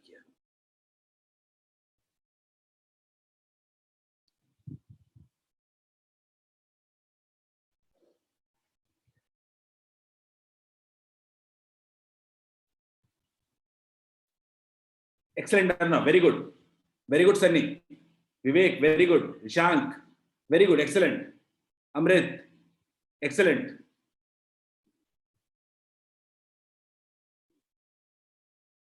Manjeet, excellent. Harsh, very good. Shreyans, very good. Aman, very good. बहुत बढ़िया. Amrita, very good. अमृता थोड़ा सेकंड नहीं लिखना चाहिए था आपको। Almost 80% of you have responded correctly. That's it. यही हम चाहते थे। वेलोसिटी देखते हैं। वेलोसिटी क्या होता है समझने की कोशिश करते हैं। इतना जो हमने मेहनत किया ना लास्ट क्लास में, वो अब काम आएगा अपने को। मंजीत ने कहा है एल का पावर 1 टाइम का पावर -2। ठीक है, सही है, समझ गया मैं आपका। लिखना थोड़ा मुश्किल है पावर ओवर चैट में, तो मैं समझ रहा हूँ। वेलोसिटी जैसे है मान ली, तो वेलोसिटी को आप क्या लिखते हो? मीटर। मैं तो ऐसे लिखता हूँ, वेलोसिटी को पहले मीटर पर सेकंड लिखता हूँ। ठीक है। अच्छा, ये मास है क्या इसमें? जल्दी देख लो एक बार, मास है क्या? ना, मास तो नहीं है, जीरो। नहीं चाहते हो मत लिखो, मास नहीं है तो मत लिखो। अच्छा, लेंथ है क्या? हाँ है। पावर कितना है? 1। अच्छा, टाइम भी है क्या? हाँ, टू दी पावर क्या है? -1। अब इसका चाहते तो, अगर आपको नहीं समझ में आता तो एक स्टेप और लिख लो, लेंथ बाय टाइम। लेकिन मैं जानता हूं कि आपको दोनों यूनिट और क्वांटिटी दोनों में से कोई भी एक फॉर्म आपके पास होगा तो आप लिख लोगे डायमेंशन। क्लियर है क्या?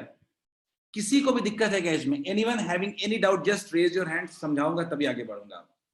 अब हम लोग थोड़ा रैपिड फास्ट क्वेश्चन में जाएंगे। अब हम लोग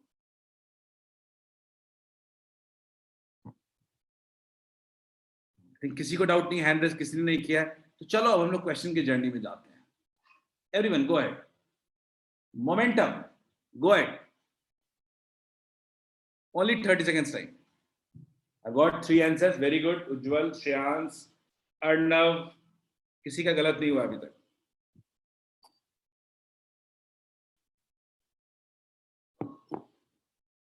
पांच आंसर आए अभी तक, 5 आंसर्स। और जिन्होंने आंसर कर दिया है वो बस यस डाल दें, वो बस यस डाल दें, अपने रिप्लाई करने इसमें डाल दें, मतलब पार्टिसिपेंट्स वाले।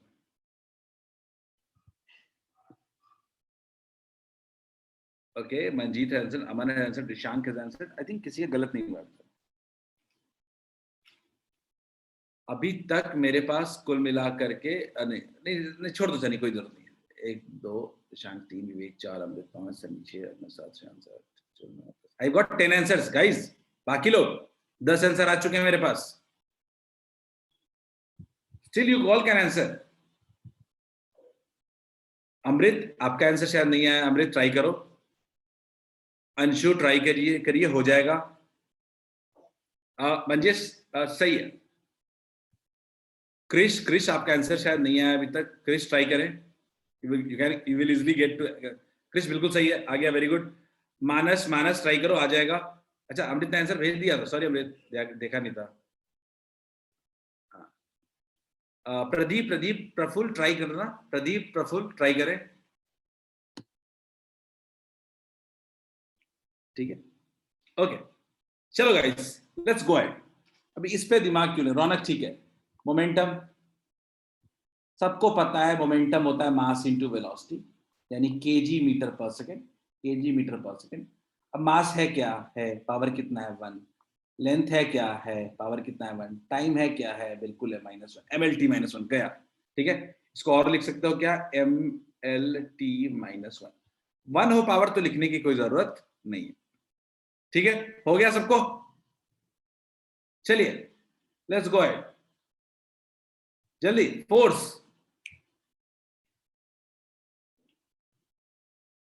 उज्जवल, अर्णव, क्रिश, श्रेयांश, अमन, सनी, वेरी गुड।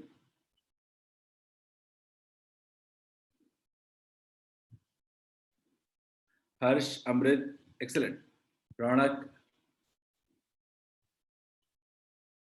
विशांक बिल्कुल सही है। शंक, अब आपके सारे आंसर सही आ रहे हैं, थोड़ी बहुत गलतियां शुरुआत में हुई थी, बट अब इससे सारा सही है। Vivek, very good, everyone is responding well. Force सबको पता है, मास इनटू एक्सेलरेशन। मास बोले तो केजी और एक्सेलरेशन बोले तो मीटर पर सेकंड। इसीलिए कह रहा था ये जो न्यूटन और वॉट थे ना, ये मेरे कोई काम के नहीं है, बोला था ना। सब लोग बोले थे सर इतना बड़ा यूनिट क्यों लिखवा रहे हैं सर, ये न्यूटन कितना अच्छा है, वॉट कितना अच्छा है, लेकिन ये काम का है, वो काम का नहीं है ना, इसीलिए। फोर्स केजी मीटर पर सेकंड स्क्वायर, मास कितना है 1 है, लेंथ कितना है 1 है, टाइम कितना है -2 है, गया। याद रखिएगा, एक चीज और बताना चाहता था कि डायमेंशनल फॉर्मूला को प्रेजेंट करने के लिए एक डबल ब्रैकेट भी देते हैं हम लोग, double bracket.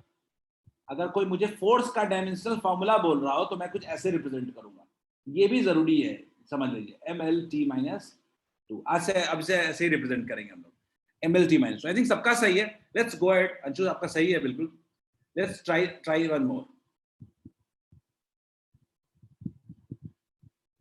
Resistance of a conductor, try this.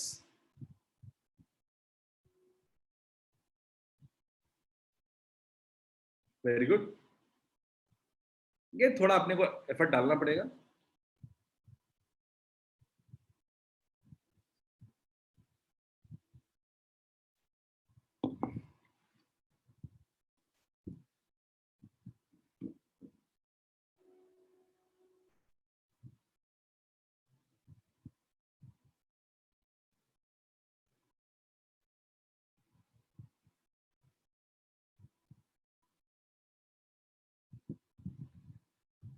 मानस, लगता है तुमने -2 आपने छोड़ दिया है क्या कुछ, मानस गलत लग रहा है मुझे थोड़ा। वो देखो काफी लोग आंसर्स आए, but there is a need to check, also check करना पड़ेगा।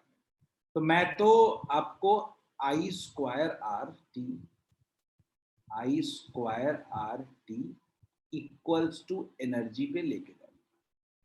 मैं तो कहूंगा कि आई स्क्वायर आर टी के पहले मैं एनर्जी लिख लेता हूँ। एनर्जी का कितना होता है? केजी मीटर स्क्वायर पर सेकेंड स्क्वायर, ये हम जानते हैं।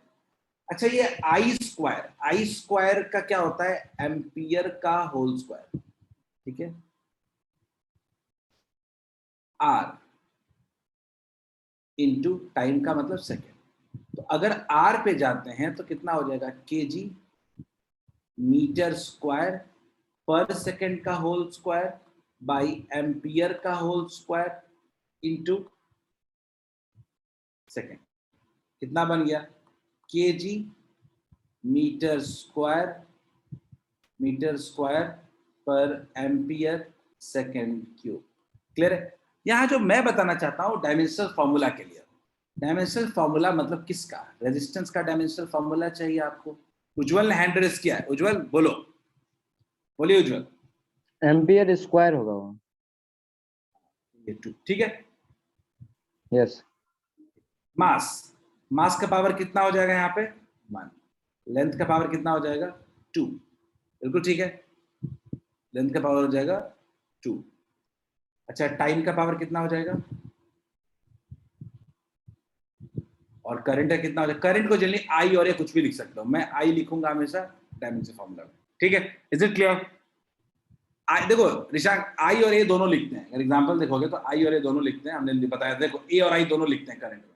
देखिए करंट में ए और आई दोनों लिखते हैं, आपकी जो मर्जी है, कोई दिक्कत नहीं। फॉर्मूला के हिसाब से जाना, बस ऑप्शन के हिसाब से जाना। Is it clear? क्या किसी को भी कोई दिक्कत है क्या? अब मैं देखता हूँ अर्नव का आंसर क्या था?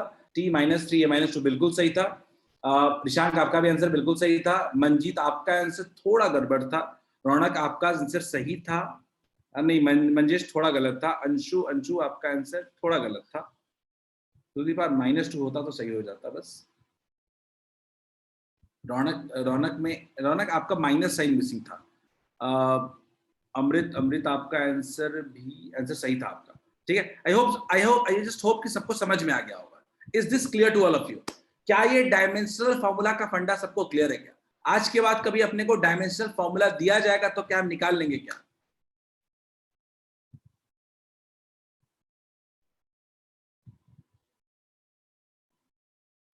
ठीक है, तो चलो अब कुछ 10 मिनट, अगले 10 मिनट कुछ प्रैक्टिस क्वेश्चंस करते हैं और उसके बाद देखते हैं कितने लोगों को समझ में आया। ठीक है, पोल लॉन्च करूंगा, सबको पोल पे रिस्पॉन्ड करना है। ठीक है, चलिए लेट्स गो गो, जल्दी पोल लॉन्च कर रहा हूं, तुरंत आंसर चाहिए मुझे।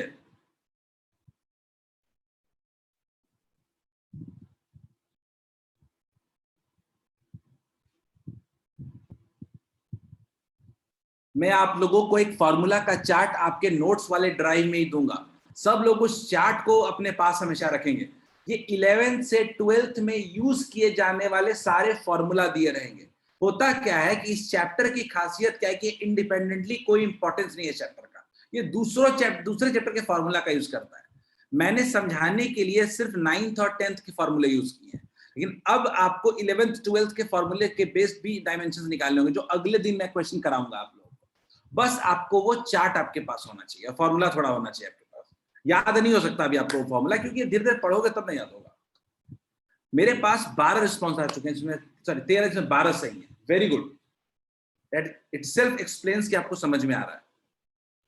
वेरी गुड, बट स्टिल 3-4 लोग गलत है अभी तक। Still 3 more responses to come. Acceleration,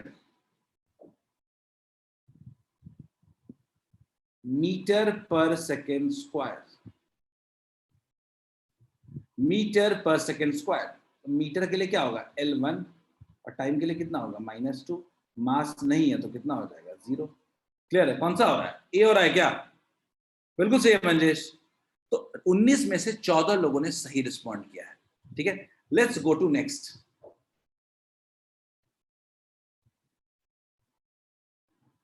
let's go to next.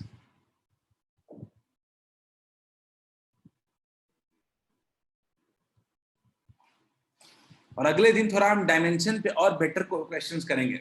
जहां पे आपको कुछ फॉर्मूले आपको दे करके बताना होगा। मुझे 11th-12th के फॉर्मूले भी यूज करेंगे थोड़े बहुत, but still I will give you the formula पहले। इसमें इसमें काफी स्प्लिट आंसर्स आए हैं आप लोगों के, मुझे इसकी उम्मीद नहीं थी। ये तो आप लोगों ने काफी बार किया था, आप लोग थोड़ा जल्दबाजी कर रहे हो, इसीलिए आंसर गलत आ रहे हैं। You are just hurrying up. मैं आप लोगों के पोल को इस बार कैंसिल कर रहा हूं, मैं फिर से पोल लॉन्च करता हूं। आपने जल्दबाजी किया रिस्पॉन्ड करने में, डोंट मेक हरी। मैं फिर से पोल लॉन्च कर रहा हूं, फिर से पोल लॉन्च किया मैंने सबके लिए। हाँ देखो, अभी देखो सारे आंसर बदल गए आपके, सबके आंसर सही आ रहे हैं, सबने जल्दी में रिप्लाई कर दिया था।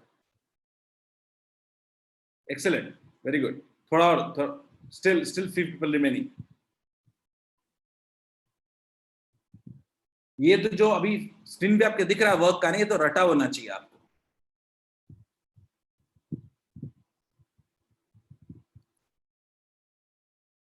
अगले दिन हम लोग डायमेंशन पे और अच्छे सवाल करेंगे। मेरे पास अभी तक 16 रिस्पॉन्स आए हैं, जिसमें 12 लोगों ने सही रिस्पॉन्ड किया। 75% पीपल हैव रिस्पॉन्डेड करेक्टली। ठीक है, दैट्स ग्रेट। वर्क, वर्क क्या होता है? हर्ष ठीक है, हर्ष ठीक है, सबका सही है, बी ऑप्शन वाला। वर्क होता है फोर्स इनटू डिस्प्लेसमेंट। फोर्स सबको पता है क्या होता है, केजी मीटर पर सेकेंड स्क्वायर इनटू मीटर। कितना हो गया? केजी मीटर स्क्वायर पर सेकेंड स्क्वायर। सबको पता है केजी को क्या लिखेंगे, केजी को लिखेंगे मास, मीटर स्क्वायर को क्या लिखेंगे एल स्क्वायर, सेकेंड स्क्वायर को क्या लिखेंगे -2, ml/t -2। कौन सा होगा? बी। क्लियर है सबको? Is it clear to all of you? चलिए ये बताइए, ये लास्ट क्लास में बताया था, सबसे बनना चाहिए। इम्पल्स, इसका तो दूसरा नाम भी बताया था मैंने। देखते हैं, थोड़ा जल्दबाजी मत करना, आराम से, कोई जल्दी नहीं है, सही सॉल्व करो ना।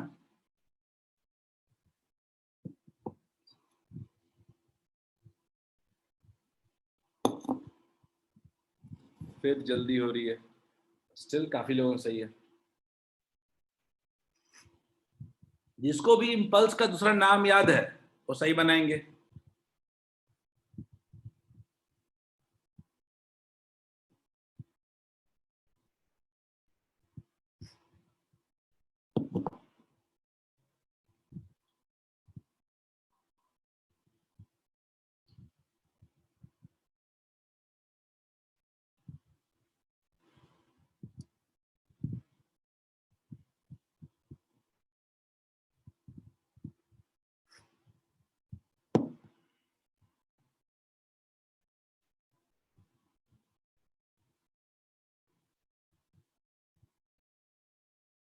बिल्कुल सही सनी। इम्पल्स को हम लोग मोमेंटम भी कहते थे, चेंज इन मोमेंटम। मोमेंटम तो नहीं कहते, सिर्फ चेंज इन मोमेंटम कहते हैं इसको, change in momentum, change in momentum. तो चेंज इन मोमेंटम की जब बात करते हैं हम लोग, तो चेंज इन मोमेंटम क्या होगा? मोमेंटम ही होगा। कितना हो जाएगा? केजी मीटर पर सेकेंड ml/t -1। क्लियर है क्या? ये कुछ नहीं, केजी मीटर पर सेकेंड ही होगा ना। देखो मोमेंटम का हम जानते हैं केजी मीटर पर सेकेंड, तो केजी बोले तो मास m, मीटर का बोले तो L1, टाइम का मतलब LT -1। Is it clear? क्या क्लियर है? इसमें 10 लोगों ने सही रिस्पॉन्ड किया। ठीक है, थोड़ा नाम याद होता तो ये बिल्कुल बन जाता आपसे। बोलिए, should we go for one more? एक और करते हैं ना? कोई दिक्कत हो तो पूछ लो, मैं बता दूंगा अगले स्लाइड में भी। Everyone go for power, go for power.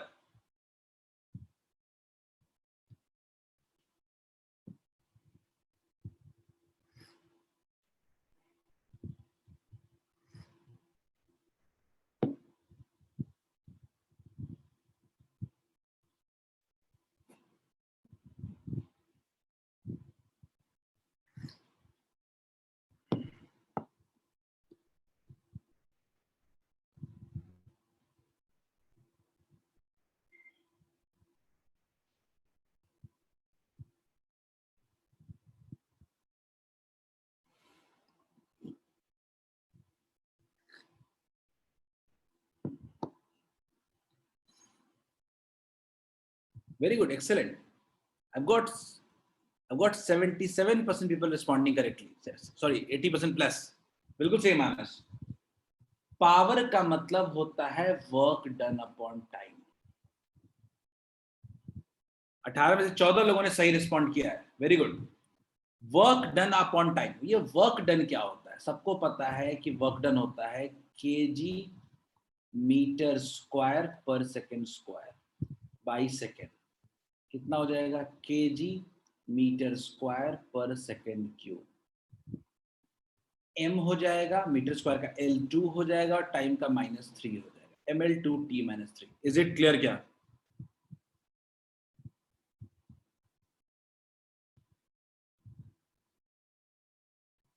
Anushka, is it clear? क्या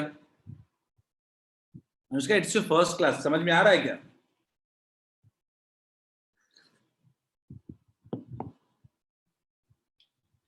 क्या सबको क्लियर है? Because majority of you responded correctly. ठीक है, एक्सपेक्टिंग काफी लोगों को समझ में आ गया. Anushka, is it clear?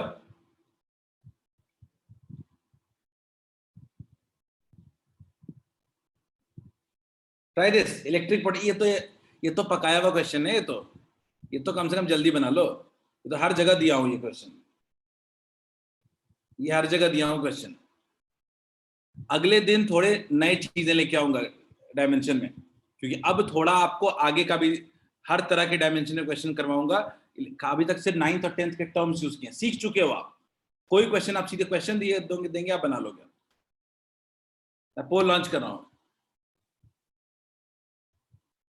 Anushka has not responded. I was asking कि समझ आ रहा है कि नहीं. चलिए,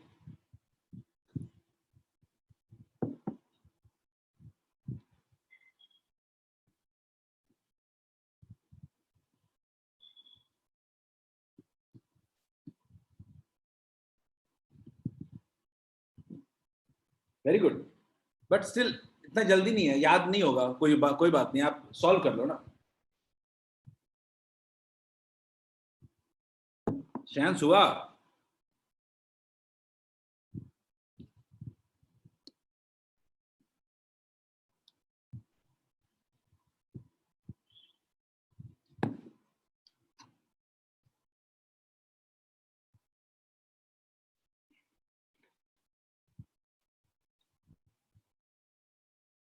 अभी ऑडियो ऑन होता तो श्रेयांश अब तक ऑडियो अनम्यूट करके आंसर बता दिया होता. बेचारा का ऑफलाइन क्लास में यही फायदा था श्रेयांश. नहीं,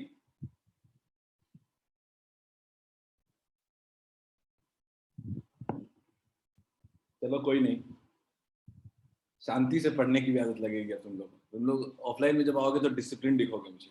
थोड़ा सा शांति से बैठ के अच्छे बच्चों की तरह पढ़ाई करोगे. चलो लेट्स सी, देखते हैं. तो काफी लोगों ने वैसे सही आंसर दिया है इसका, लेकिन गलत तो गलत होता है. कुछ लोगों ने गलत दिया है तो बट कोई नहीं, क्योंकि होता क्या है कि आप याद करने के चक्कर में, याद नहीं होता है यार, ये सब फिजिक्स याद नहीं होता है. तो बेटर है कि जो मिले सवाल सॉल्व करते हैं. तो पोटेंशियल की बात करता है. V equals to work done upon charge. Work done हम जानते हैं क्या होता है. वर्क डन हमारे पास होता है केजी मीटर स्क्वायर पर सेकंड स्क्वायर. एनर्जी वर्क सबका एक ही होता है. बाई चार्ज कितना होता है? Ampere into second. ठीक है, इस हिसाब से देखें तो kg metre square by ampere into second का क्यूब. डायमेंशन देखते हैं तो m का पावर 1, l का पावर 2, टाइम का पावर -3 और करंट का पावर i का पावर -1. कौन सा मैच कर रहा है देख लेते हैं. mL2t-3 i-1. आई थिंक ये मैच कर रहा है. डी सही है क्या? Is it clear? लेकिन इसमें स्टिल काफी लोगों ने गलतियां की हैं. होपफुली मुझे लगता है कि ब्लंडर मिस्टेक्स हुए होंगे. इट्स नॉट दैट कि समझ में नहीं आया. चलो last question for the day. चलो इसके साथ आज की कहानी समाप्त करेंगे. जल्दी रिस्पॉन्ड करो. और अगले दिन हम लोग थोड़ी नए नए टर्म्स का नाम सुनेंगे. नई नई चीजें, नए नए टर्म्स सुनेंगे अगले दिन नाम हम लोग.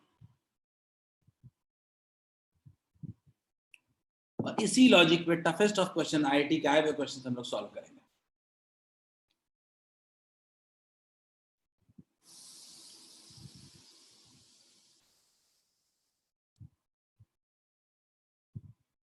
पोल लॉन्च नहीं किया है, जो कर देता हूँ, पोल लॉन्च कर दे रहा हूँ क्रिस, रुक जाओ। चलो गो अहेड। बेसिक्स आपको समझ में आ चुका है, अब toughest of question will be solve with this logic only. होता क्या है कि 12th के फॉर्मूले आपको नहीं पता है अभी, तो उनका डायमेंशन आप बिना फॉर्मूला याद किए नहीं लिख सकते। अदरवाइज मैं आपको फॉर्मूले दे दूं, मैं आपको फॉर्मूले दे दूंगा। इस चैप्टर में यही होता है कि आपको सारे फॉर्मूले दिए रहेंगे चैप्टर के क्वेश्चन में, और आपको उसको सॉल्व करना। मैं अगले दिन आपको कुछ इंटरेस्टिंग कंपटीशन में आए हुए क्वेश्चन को सॉल्व कराऊंगा इसी टॉपिक पे, और इससे कम टाइम में सॉल्व होगा।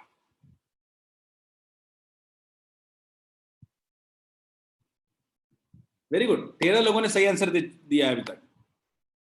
यूनिवर्सल ग्रेविटेशनल कांस्टेंट 9th का फेवरेट टॉपिक आप लोग का, तो बिल्कुल ध्यान से नहीं पढ़े थे हम लोग। F equals to G m1 m2 upon r square, G equals to F into r square by m1 into m2, यही करोगे ना। अब ये फोर्स का सबको पता है ना क्या होता है, kg मीटर पर सेकंड स्क्वायर, r स्क्वायर का क्या होता है मीटर स्क्वायर, और नीचे में किसका होता है kg स्क्वायर। दिक्कत है तो बताना। मीटर स्क्वायर से मीटर क्यूब हो गया,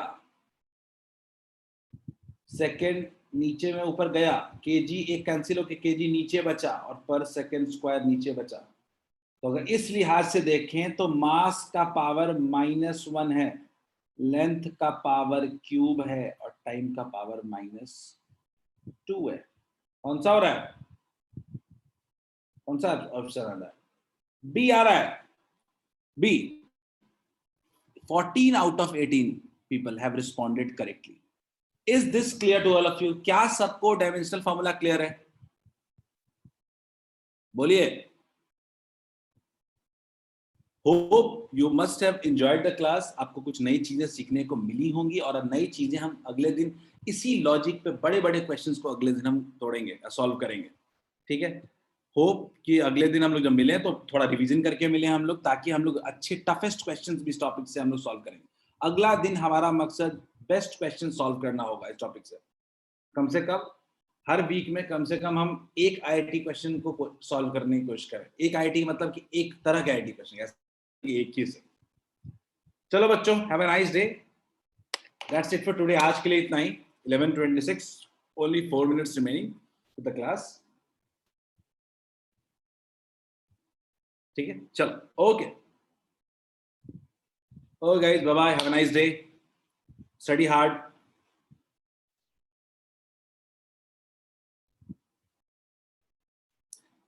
आपके ड्राइव पे अपलोड कर दूंगा, ओके।